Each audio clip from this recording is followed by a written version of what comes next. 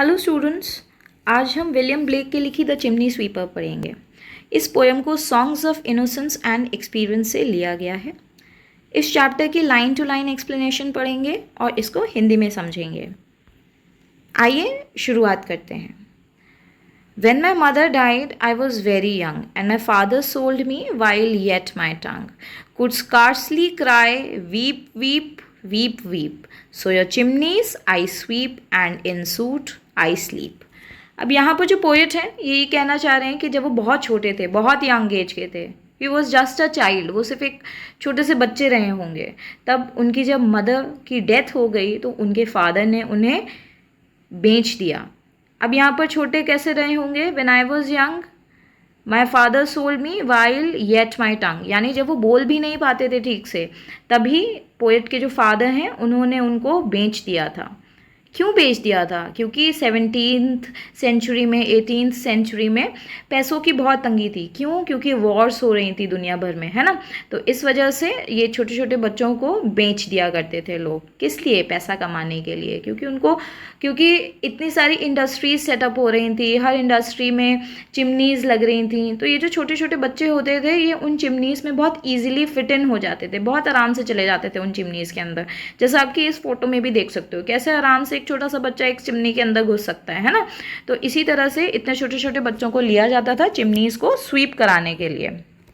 और ये जो पोयम है ये इसी बात के ऊपर बेस्ड है कि किस तरह से छोटे छोटे बच्चों को चाइल्ड लेबर बना के उनको टॉर्चर किया जाता था, उनसे इस तरह के काम करवाए जाते थे और किस तरह से वो बीमारियों से मर भी जाते थे।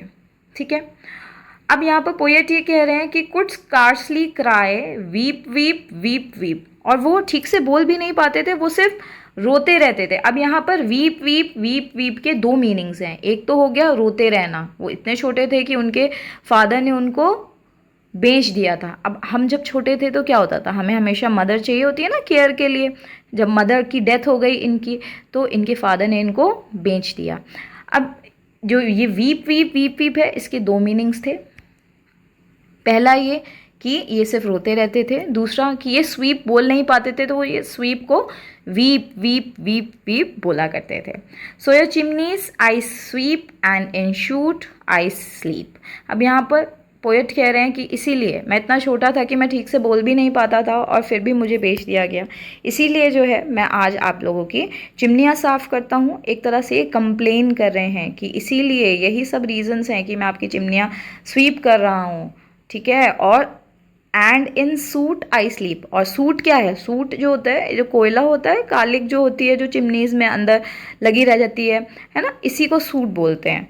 तो और ये कह रहे हैं कि ये दिन भर काम करने के बाद रात में इसी हालत में, जैसी भी हालत रहती थी इनकी, है ना, वैसे ही सो जाते थे। पूरा शरीर ब्लैक कलर से ढका हुआ है, पूरे कपड़े गंदे हैं, उसी हालत में ये छोटे छोटे बच्चे जिनकी कोई केयर करने के लिए नहीं था, वो इसी तरह से सो जाया करते थे।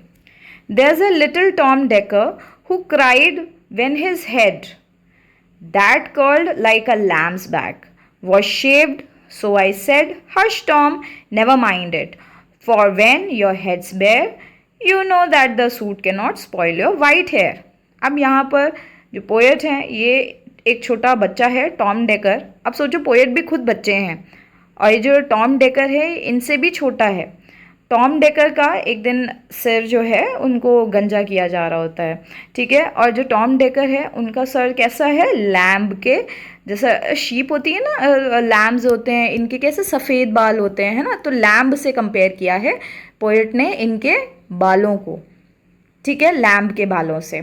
लैम्ब ही क्यों कंपेयर किया? क्योंकि लैम्ब कैसा एक छोटा सा जानवर होता है ना, कि उसमें इनोसेंस होती है, तो यहाँ पर इनोसेंस को रिलेट करने के लिए लैम्ब का नेम दिया गया है, लैम्स बैक। ठीक है, उसका जो टॉम डेकर थे उनके बाल जो थे पूरे हटाए जा रहे थे।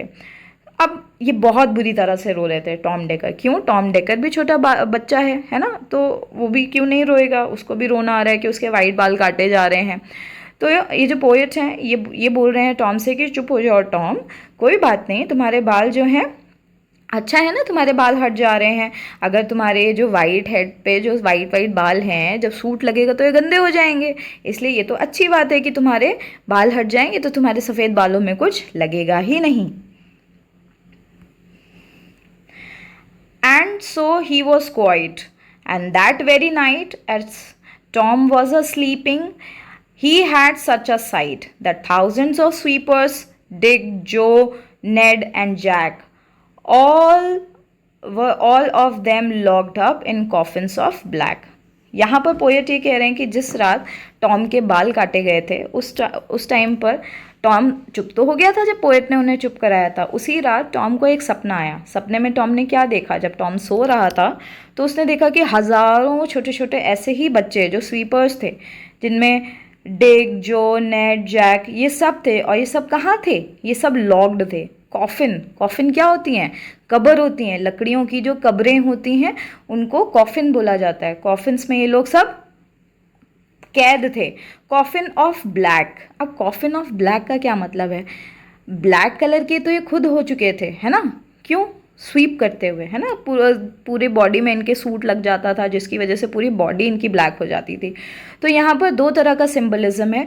पहला, इन्होंने कॉफिन को यूज़ किया है ये दर्शाने के लिए कि कैसे कॉफिन के अंदर जब कोई कैद हो जाता है तो बिल्कुल एकदम अंधेरा अंधेरा हो जाता है। या फिर ये जो कॉफिन है ये एक तरह का इनके लिए डेथ बेड है, कि कैसे ये पूरा दिन रात सफाई करते हैं और उसके बाद खुद भी जो है उसी कालिक में सो जाते हैं। तो उनके लिए, उन छोटे छोटे बच्चों के लिए ये एक तरह का मरने के बराबर चीज़ें हैं।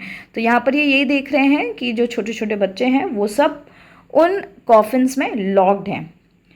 And by came an angel who had a bright key, and he opened the coffins and set them all free. Then down a green plain, leaping, laughing, they run and wash in a river and shine in the sun. अब क्या हुआ? अब यहाँ पर जो सपना है उसने नेक्स्ट टर्न लिया। क्या टर्न लिया? तभी एक एंजल, एंजल कौन होते हैं? फरिश्ते, है ना? भगवान के भेजे हुए फरिश्ते, उनको एंजल्स बोलते हैं। तो एक एंजल आता है और उसके पास जादुई ब्राइट चमकती हुई चाबी होती है और वो उन सारे के कॉफिन्स को खोल देते हैं। खोलने के बाद उन सब बच्चों को आज़ाद कर देते हैं। फिर वो जो बच्चे होते हैं, अब वो ये देख रहे हैं कि वो सारे बच्चे हरे हरे मैदानों में दौड़ रहे हैं, भाग रहे हैं। और नदी में जब वो सब कुछ दौड़ भाग के खेल कूद के जब थक जा रहे हैं, फिर वो नदी में नहाने जा रहे हैं। और बिल्कुल जब वो नहा के निकल रहे हैं तो बिल्कुल सूरज जैसे चमक रहे हैं। क्यों? अब यहाँ पर बच्चों का सपना होता है ना कि किस दिन हम साफ़ हों, है ना? तो वही सब ड्रीम्स हैं जो इनकी जो इच्छाएं हैं वो इनकी ड्रीम्स में दिखाई दे रही हैं। Then naked and white, all their bags left behind, they rise upon clouds and spot in the wind. And the angel told Tom if he would be a good boy, he would have God for his father and never want joy. अब यहाँ पर बच्चे जो हैं नदी से नहाकर आए हैं, बिल्कुल सूरज की तरह चमक रहे हैं, नंगे हैं, सफ़ेद हैं बिल्कुल, और इन्होंने अपने जो बैग्स हैं उनको पीछे छोड़ दिया है। अब यहाँ पर बैग का क्या मतलब हो गया? बैग के दो मतलब हो गए। एक बैग तो वो जो ये सुबह सुबह काम करने के टाइम पे लेके जाते हैं, है ना, अपने टूल्स वाला बैग। दूसरा बैग क्या हो गया? जो इनकी दिक्कतें हैं, परेशानियां हैं, उन सब, वो जो बैग होता है, बैगेज जो होता है, उसको पीछे छोड़ के वो बच्चे जो हैं आगे बढ़ चुके हैं।